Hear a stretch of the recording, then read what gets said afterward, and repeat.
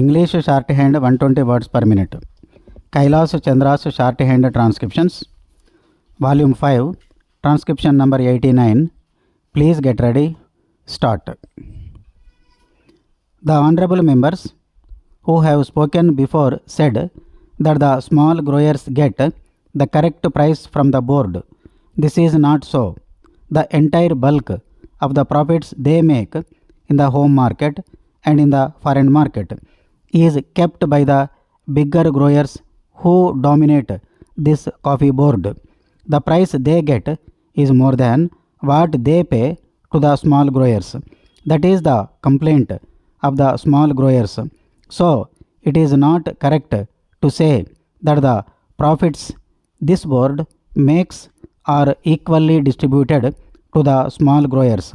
Hence, the conflict between the big growers and the small growers is increasing.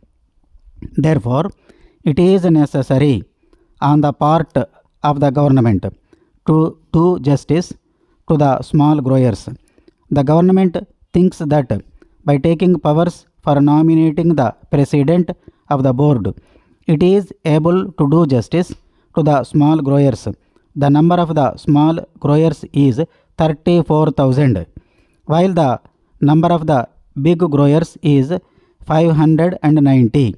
Most of the seats reserved for the growers in the last board were monopolized by the big growers.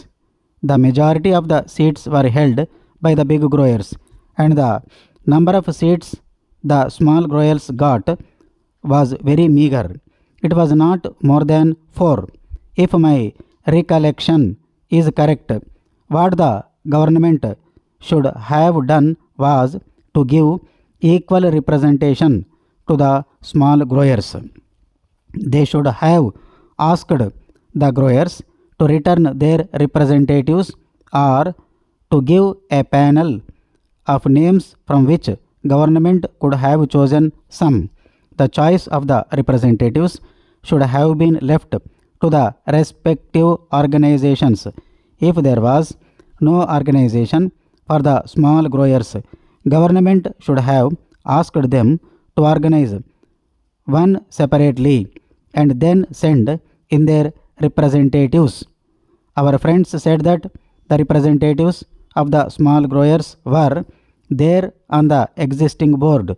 It is true, but I know the practice of these big growers or big industrialists. Having given membership to the smaller fry on their organizations, they do not allow them to express themselves.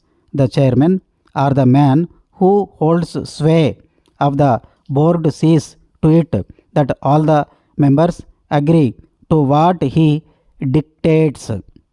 That is the practice in these associations.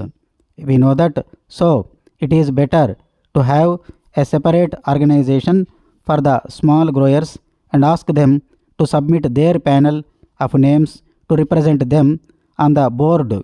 Representation on the board should not be governed by the number of acres owned and the amount of capital invested, but by the number of growers. If this principle is adopted, the bigger growers will not be able to run away with what they want. In this connection, I would also say that instead of nominating the president, the government should do this.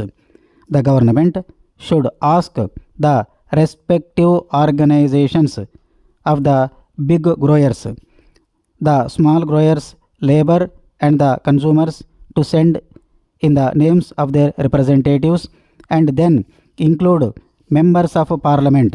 Then the board constituted in this way should be asked to elect its chairman. If this procedure is adopted, then the government can see that no big grower is elected to the chairmanship. In that case, only a man who can command a majority in the board will be elected, and that man will see to it that justice is done to all the interests concerned. But here the government, in the name of taking over control of the industry, wants to bureaucratize the whole industry. I do not think that by bureaucratizing the board, the government will be able in any way to help the industry to develop or to bring about better working conditions for the labor. One member in the select committee said that no representation should be given to labor. That is the attitude of the growers. That is the attitude generally of all employers in this country. But is it just on their part to deny representation to labor as well as to the consumers? Certainly, the rights of these people should be recognized. But personally, I do not think that by merely giving representation to labor on the board, the government can do justice to labor. It is true that the minister in the select committee, as well as in his reply to the debate in the other house, said that the working conditions of labor were very pitiable and deplorable and should be improved. Sir, there was also a petition sent to the Lok Sabha by the employees of the coffee house recommending to the house that their petition should be considered. The employers deny the rights of the workers and they say that they have made all efforts to develop the industry in all these 13 years. At whose cost? It is at the cost of the workers by paying them low wages. They have made a huge profit, which is expressed in the reply of Mr. Radcliffe to a question of the Honorable Minister for Commerce and Industry, that he had been distributing a dividend of 13.5% in 1 year. In 1 year, he had given 20% dividend, in another year 27%, and in yet another year he gave 19% to his shareholders.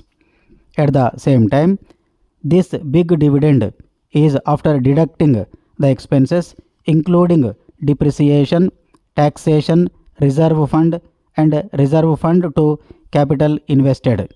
Apart from all these, they have made a net profit so as to distribute an average dividend at 13.5%. Can anybody imagine that such an industry should be allowed to distribute this high dividend at the cost of the poor labor who actually produced this profit? Certainly at the cost of the poor labor and the people, they have got this profit. The coffee houses are getting coffee at the rate of rupees 210 per kilo. At the same time, how do they sell coffee there?